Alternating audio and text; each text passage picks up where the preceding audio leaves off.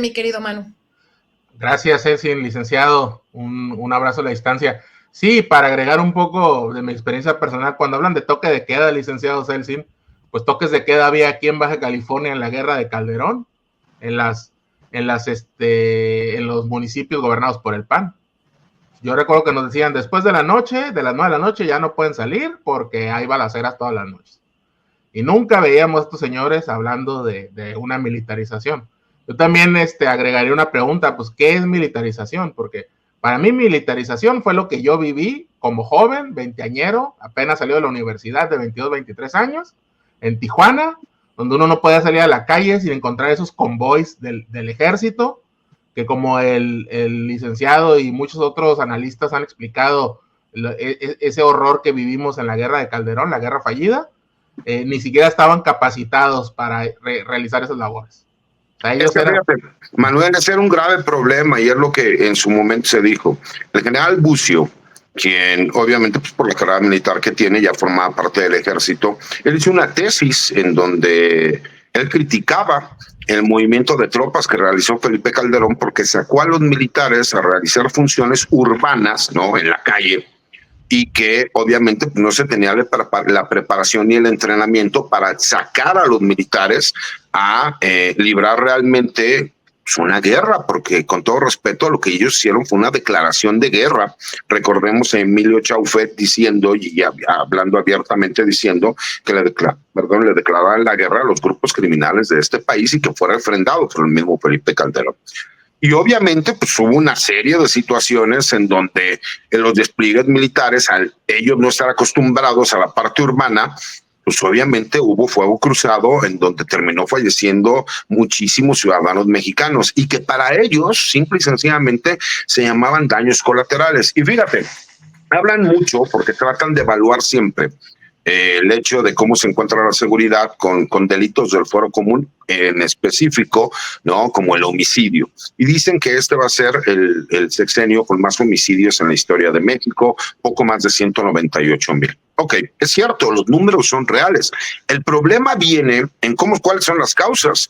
En el sexenio de Felipe Calderón tuvimos más de 120,000 y aún así recordemos que mucha de esta información se declaró información que iba a estar reservada y que hasta el siguiente año nos enteraremos realmente cuál fue el número real de lo que sucedió.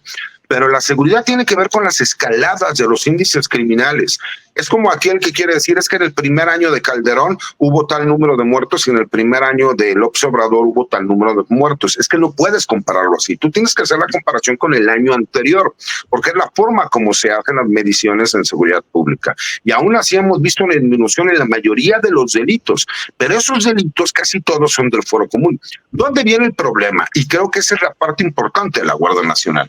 Incluso al interior de las Fuerzas Armadas había cierta problemática porque la Guardia Nacional pertenecía a la Secretaría de Seguridad y Protección Ciudadana, pero realmente la parte operativa era la Secretaría de la Defensa Nacional la encargada de su ejecución. Y había una serie de problemas entre los mandos porque llegaba personal del Ejército o de la Fuerza Aérea a realizar las órdenes para que se llevaran a cabo los operativos, y cuando había cualquier problema, el personal de la Guardia Nacional no quería hacer caso porque decían que ellos no pertenecían al Ejército, sino a la Secretaría de Seguridad. Con esto se acaba esa discusión, se acaba esa problemática, y entonces sí, toda la responsabilidad viene para la Guardia Nacional como una comandancia general, recordando que será la Secretaría de Seguridad y Protección Ciudadana la que va a delimitar cuál es la estrategia que se va a llevar a cabo y va a trabajar la información por medio de un grupo de civiles bajo el mando del secretario federal de Seguridad Pública, que ellos trabajarán la información y se darán cuenta cuál información es real y cuál la pueden volver operativa. Y entonces sí ya utilizarás el personal de la Guardia Nacional o de las Fuerzas Especiales del Ejército o de las Fuerzas Especiales de la Guardia Nacional. Pero aquí lo más importante es que hemos tenido durante varios sexenios una problemática que, aunque el sistema de seguridad pública a nivel nacional obliga a estas famosas reuniones, ¿no?, del gobierno federal con los gobiernos estatales, siempre había un choque y un problema porque las autoridades militares, cuando tenían que reunirse con las autoridades civiles, había un choque. Ahorita todo va a ser por medio de la Secretaría de Seguridad y Protección Ciudadana. Y entonces sí, de acuerdo a las reglas de cómo se van a llevar a cabo, y ahora sí, con la facilidad de que el Congreso esté apoyando a lo que se ordene por parte del gobierno federal para poder disminuir todos los delitos que vemos en el país y atacar los delitos tanto del fuero común como lo del fuero federal y no estarse echando la bolita unos a otros, entonces sí empezaremos a ver resultados. Y si no, entonces sí tendremos que asumir la responsabilidad y la culpa, porque entonces ya nosotros tenemos todas las herramientas para ponernos a trabajar. Sí. Ayer escuchaba su entrevista en MBS, justo de estas ventajas que nos trae el que la Guardia Nacional pertenezca a la Sedena, y también hablaba, ¿no?, de otro punto acerca de las detenciones que se llevaron a cabo por la Guardia Nacional, pero que eran cuestionadas, ¿no?, en los juzgados, porque pues no se manejaba como tal el nombre de Guardia Nacional, y eso hasta afectaba y hacía que dejaran libres a delincuentes, ¿no?, nada más por ese hecho. Mira, fíjate, Celsin, esa es otra situación que jurídicamente pasaba. Muchísimos juzgados del fuero común o del fuero federal determinaban que la Guardia Nacional no existía como tal en nuestra Constitución. Entonces, como no existía como tal, las detenciones que realizaban se podrían considerar ilegales.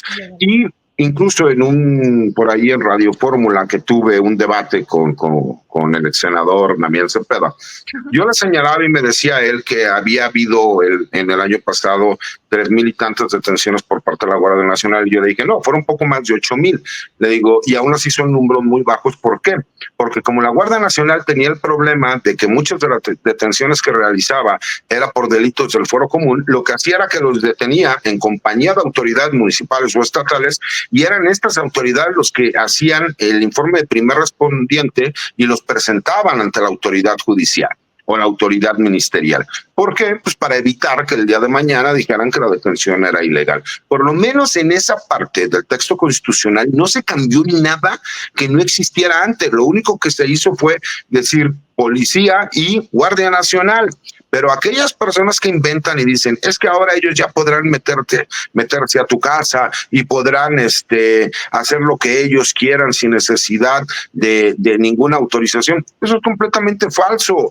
Sigue habiendo cuestiones de las autoridades que tienen que ser por medio de control judicial. ¿Qué significa esto? Que un juez tiene que autorizar, por ejemplo, para que se puedan llevar ciertos actos de investigación o que se puedan llevar a cabo cateos o alguna cuestión que no puede ser nada más en el Ministerio Público y que no puede ser derivado de estas de estas facultades, porque las facultades es nada más para que ellos puedan seguir investigando, pero de acuerdo a las capacidades y funciones que ellos tienen, y todo tiene que ir forzosamente de la mano de la gente del Ministerio Público. Ejemplo, ¿no? Y es una realidad. No es lo mismo, y yo por eso lo decía, me incluyo en el comentario. Muchas de las personas que tenemos espacios para poder hablar de seguridad pública o de Fuerzas Armadas, lo hacemos desde la comodidad de las grandes ciudades, pues entonces es muy cómodo y muy fácil. Es decir, que pues no utiliza la Guardia Nacional, no utiliza el Ejército, no utiliza a la Fuerza Aérea o a la Armada de México, porque pues nosotros el tipo de delincuencia que conocemos es el de las ciudades, ¿no? De las grandes urbes. Pero ¿qué pasa en muchísimos estados de la República en donde los grupos criminales operan de forma distinta, donde necesitas capacidades tácticas de reacción para poder hacer frente a ese tipo de violencia y de delincuencia, donde llegan 100 vehículos con 200 personas y toman control de cualquier policía municipal? Pues por supuesto que necesitas que la Guardia Nacional pueda coadyuvar con ellos cuando se necesite realizar una investigación, cuando se tenga que ejecutar un mandato judicial como la detención de alguna persona que se le haya girado orden de aprehensión, etcétera. Porque lo que estamos aceptando es el problema más grave que existe en el país y que se ha dictaminado son las policías municipales. Sí. Pero imagínate si tú hubieras querido iniciar reformando a las policías municipales con tantos intereses políticos que existen, se hubiera llenado de amparos la Suprema Corte de Justicia, los juzgados federales, porque hubieran dicho que se está violando la autonomía del municipio, o que hubieran dicho que va a haber mandos únicos, ¿no? Incluso a nivel nacional, pues hubiéramos tenido también una batalla jurídica que era imposible poderla ganar.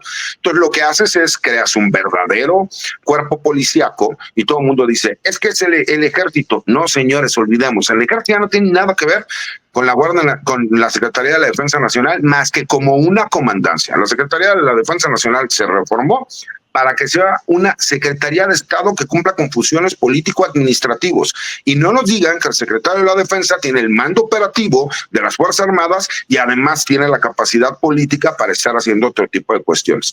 Y por último, pues recordar que quien es la comandante suprema de las Fuerzas Armadas, pues es la presidenta de México. Entonces, cuando tú te das cuenta que quien cumple las funciones de comandante en las Fuerzas Armadas es un civil, en este caso una mujer civil, que es la presidenta, pues entonces cumples con lo que te solicitan y te menciona la Corte Interamericana de los Derechos Humanos y te solicitan a nivel internacional. Entonces, me parece que sí es importante y es un momento de definiciones.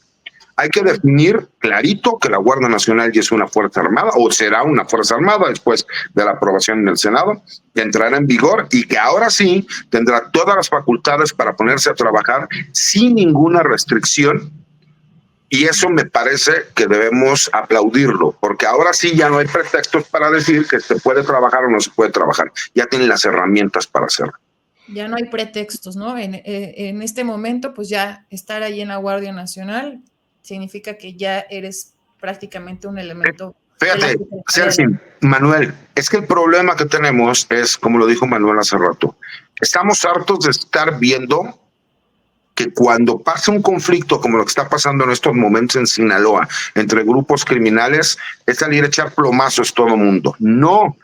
Teniendo la capacidad de que suceda algo de este estilo, la Guardia Nacional inicia con los operativos, porque lo primero que tienes que hacer es la contención de un fenómeno como este, que no es previsible, ¿no?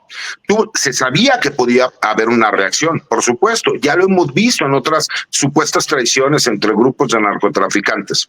El problema es que ahorita, para que la contención se pueda llevar a cabo, necesitas de las Fuerzas Armadas, necesitas de las policías estatales, necesitas de las policías municipales y de la Guardia Nacional. Pero además, no le tienen confianza a las policías estatales ni a las policías municipales porque tienen investigaciones que los ligan con algunos de estos grupos entre ellos mismos. Entonces ves que la policía municipal de cierto lugar apoya a un grupo y la policía estatal apoya a otro.